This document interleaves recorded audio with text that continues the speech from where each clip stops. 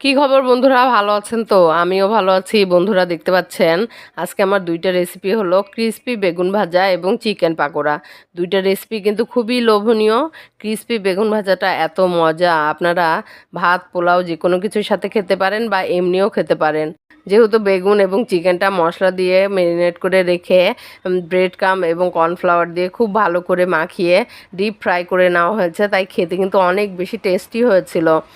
আপনারা এভাবে করে যদি তৈরি করে বাসায় পরিবেশন করেন তাহলে সবাই কিন্তু খেতে অনেক পছন্দ করবে। এই রেসিপি দুটো খুবই সহজ এবং খুবই সুস্বাদু। চলেন তাহলে রেসিপি দুটো দেখে নেই। প্রথমেই চিকেন পাকোড়া তৈরি করার জন্য চিকেন এবং ক্রিসপি বেগুন ভাজা তৈরি করার জন্য বেগুন ভাজা এবং সকল মশলা রেডি করে নিয়েছি। চিকেনগুলো ছোট ছোট টুকরো করে কেটে নিয়েছি এবং খুব সুন্দর করে ধুয়ে পানি ঝরিয়ে নিয়েছি। এই চিকেনের জন্য মশলা রেডি করে নিয়েছি। মশলাগুলো একেবারেই রেগুলার মশলা। আমি এখানে হাফ কেজি চিকেনের জন্য অর্ধেক টেবিল চামচ পরিমাণ আদা বাটা, রসুন বাটা, অর্ধেক চা চামচ পরিমাণ জিরার গুঁড়া, শুকনো মরিচের গুঁড়া, ধনিয়ার গুঁড়া, হলুদের গুঁড়া এবং গরম মশলার গুঁড়া অর্ধেক চা চামচ পরিমাণ, টেস্টি মশলা দিয়েছি 1 চা চামচ পরিমাণ। এই টেস্টি মশলাটা আপনারা বাজারে পেয়ে যাবেন। টেস্টি মশলা দিলে কিন্তু যে কোনো ভাজাভুজি খেতে কিন্তু অনেক মজা লাগে। লবণ দিয়েছি 1 চা চামচ পরিমাণ। দুইটা বেগুন এভাবে করে মাঝখানে কেটে বেগুনগুলো একটু ঝুরি ঝুরি করে কেটে নিয়েছি।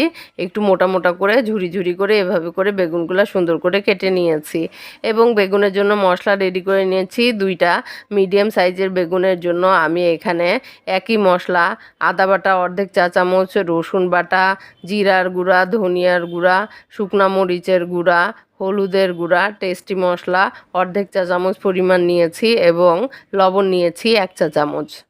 1 চল পরিমাণ লেবু নিয়েছি। এই লেবুটা চিকেন ম্যারিনেশনের জন্য ব্যবহার করব। এবার প্রথমে লেবুর রস চিকেনের উপর এভাবে করে সুন্দর করে ছড়িয়ে দেব এবং সব মশলা খুব ভালো করে মাখিয়ে নিয়ে চিকেনের সঙ্গে খুব সুন্দর করে মেখে নেব। এভাবে করে সুন্দর করে চিকেনটা মেখে আধা ঘন্টা ম্যারিনেট করে রেখে দেব। আপনাদের হাতে যদি সময় থাকে তাহলে আরও বেশি সময় রাখতে পারেন। আমি আধা ঘন্টা ম্যারিনেট করে রেখেছিলাম। একইভাবে বেগুনের মশলাও একটু মাখিয়ে নিয়ে বেগুনের গায়ে খুব ভালো করে মাখিয়ে নেব। বেগুনের ভেতরের দিকটা এবং বাহিরের দিকটা হাতের আঙ্গুল দিয়ে খুব ভালো করে মশলা দিয়ে মাখিয়ে নেব। এইভাবে করে চিকেন এবং বেগুন মশলা দিয়ে মাখিয়ে আধা ঘন্টা ম্যারিনেট করে রেখে দেব।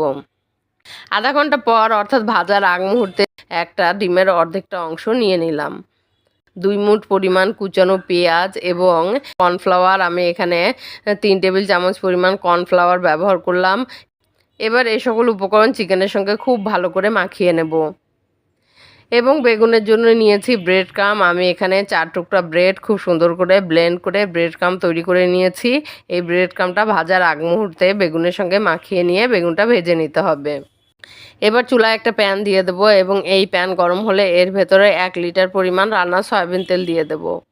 সয়াবিন তেল খুব বেশি গরম করতে হবে না, মোটামুটি গরম হলে চুলার ফ্লেমটা মিডিয়াম করে দেবো এবং মিডিয়াম ফ্লেমে আমাদের ম্যারিনেট করে রাখা চিকেনটা দিয়ে দেবো। চিকেন দেওয়ার সময় চিকেনটা পেঁয়াজের কোটিং দিয়ে খুব সুন্দর করে এভাবে করে কোট করে নিয়ে সবগুলো চিকেন দিয়ে দেবো। সবগুলো চিকেন দিয়ে চিকেনগুলো কিন্তু নাড়াচাড়া করা যাবে না। চিকেনগুলো এক পাশ ব্রাউন কালার হওয়া পর্যন্ত অপেক্ষা করতে হবে। প্রায় 7 থেকে 10 মিনিটের মধ্যেই কিন্তু এক পাশটা ব্রাউন কালার হয়ে যাবে। তখন আমরা চিকেনটা উল্টে দেবো এবং উল্টে দিয়ে অপর পাশটাও 7 থেকে 10 মিনিট ব্রাউন কালার করে ভেজে নেব। যেহেতু চিকেনটা লেবুর রস এবং মশলা দিয়ে ম্যারিনেট করে রাখা হয়েছিল, চিকেনটা কিন্তু সিদ্ধ হতে মোটেও সময় লাগবে না। 15 থেকে 20 মিনিটের মধ্যেই কিন্তু চিকেন ডিপ ব্রাউন কালার হয়ে যাবে। আর এই সময় কিন্তু আমরা চিকেনটা তুলে নেব। চিকেন যখন ডিপ ব্রাউন কালার হয়ে যাবে তখন তেল থেকে খুব সুন্দর করে ছেঁকে চিকেন পাকোড়াগুলো তুলে নেব। এবার আমাদের ম্যারিনেট করে রাখা বেগুন নিয়ে নেব এবং এই বেগুনের সাথে ব্রেড ক্রাম্ব খুব সুন্দর করে মাখিয়ে নেব। বেগুনের ভেতরের অংশে এবং বাইরের অংশে ব্রেড ক্রাম্ব খুব ভালো করে কোট করে নেব। এভাবে করে সবগুলো বেগুন রেডি করে নেব। সবগুলো বেগুন ব্রেড ক্রাম্ব দিয়ে কোট করে এবার আমাদের চিকেন ভাজা ও সেই তেলের ভেতরে এই বেগুনটা দিয়ে বেগুনও খুব সুন্দর করে 2 পাশ ব্রাউন কালার করে ভেজে নেব। বেগুনটা ভাজতে খুব বেশি সময় লাগবে না। মিডিয়াম ফ্লেমে এক পাশটা প্রায় 4 থেকে 5 মিনিট ভেজে নিলেই ব্রাউন কালার হয়ে যাবে। তখন উল্টে দিয়ে অপর পাশটাও সুন্দর করে 4 থেকে 5 মিনিট ব্রাউন কালার করে ভেজে নিতে হবে। এভাবে 2 পাশ যখন উল্টে পাল্টে ব্রাউন কালার হয়ে যাবে তখন তেল থেকে ছেঁকে তুলে নেব দারুণ মজাদার ক্রিসপি বেগুন ভাজা। এবার সুন্দর করে একটু পরিবেশন করব। একটা ট্রের ভেতর বেগুন ভাজা এভাবে করে চারপাশে দিয়ে মাঝখানে চিকেন পাকোড়া দিয়ে দেবো এবং চিকেন পাকোড়া দিয়ে সুন্দর করে গুছিয়ে পরিবেশন করব। দারুণ টেস্টি এই দুইটা রেসিপি। এই রেসিপি দুটো অবশ্যই ট্রাই করবেন, আপনাদের ভালো লাগবে। বিশেষ করে বেগুন ভাজাটা এত বেশি টেস্টি হয়েছিল যে খালি মুখে খেতেও ভালো লাগছিল, আবার সাদা ভাত পোলাও দিয়ে খেতেও অনেক বেশি মজা লাগছিল। আশা করি আমার রেসিপিগুলো ভালো লেগেছে। ভালো লাগলে অবশ্যই লাইক কমেন্ট করে দিবেন, শেয়ার করে দিবেন, পাশে থাকবেন। ধন্যবাদ।